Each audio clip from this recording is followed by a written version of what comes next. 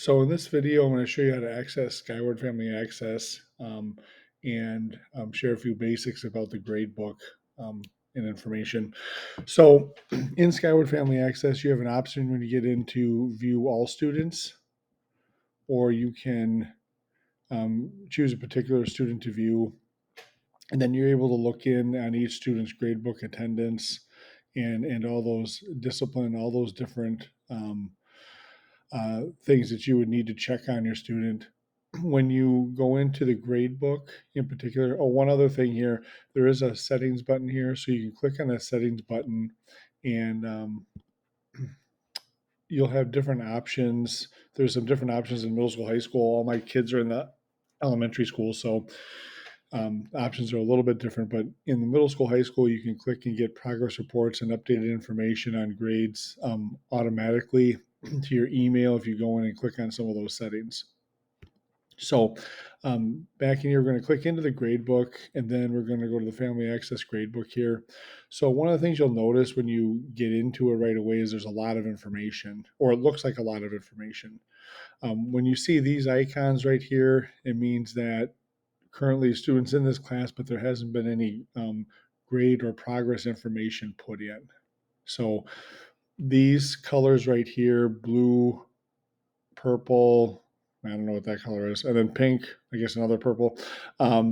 These are all standards for a class. So academic standards that they'll be assessed on for that class. And then reds are learner habits and learner behaviors. So those are be respectful, be engaged, be dependable, and be self-controlled. And so those give you an idea of how your students performing in terms of their work habits and learner habits in class. And this gives you an idea of how they're performing in terms of academic skills in class.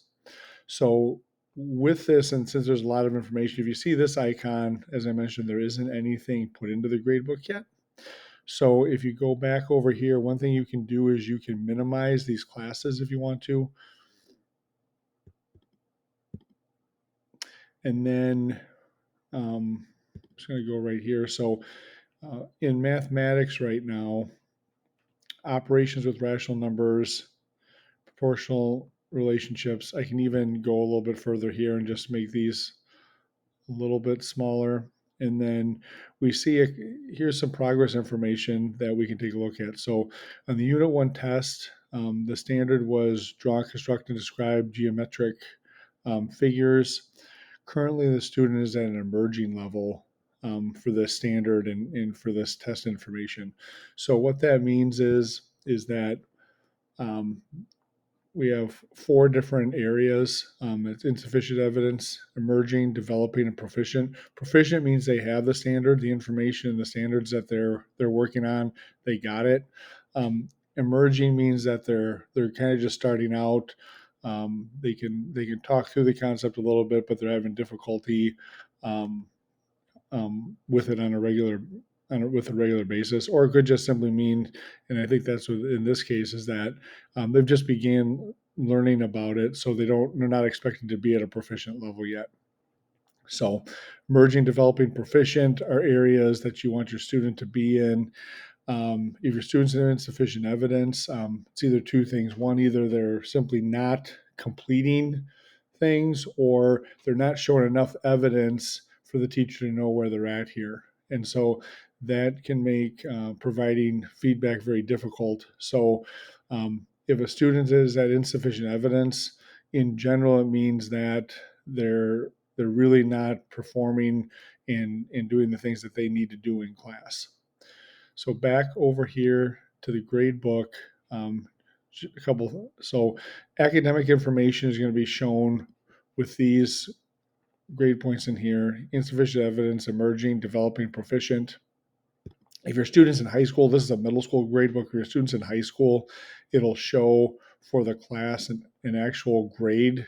Well, this is an A, B, C, D grade up here for the class. So it'll take all this information in terms of emerging, developing, proficient, and turn it into a standard letter grade. In middle school, we don't have those. So in the reds area here, Red's area is our learner habits. And so you'll find information up here in the standards for how they're doing on current um, class standards. Down here in the be dependable and be engaged categories is where you'll find how are they doing on homework? Are they turning things in? How are they doing on that in terms of getting their homework completed? So when we look at REDS, we have a little bit different of a reporting rubric for that. We use needs improvement, approaching expectations, and meeting expectations. So when I look in the gradebook here, when it says lesson 1.1 exit ticket needs improvement, most likely what happened is a student didn't turn that in. Meets expectations means they did they did okay in the assignment and they turned it in on time. In terms of being dependable, so you'll see if your student is turning in homework on a regular basis, and I can see even more information if I want to. These are all the different assignments that have been turned in.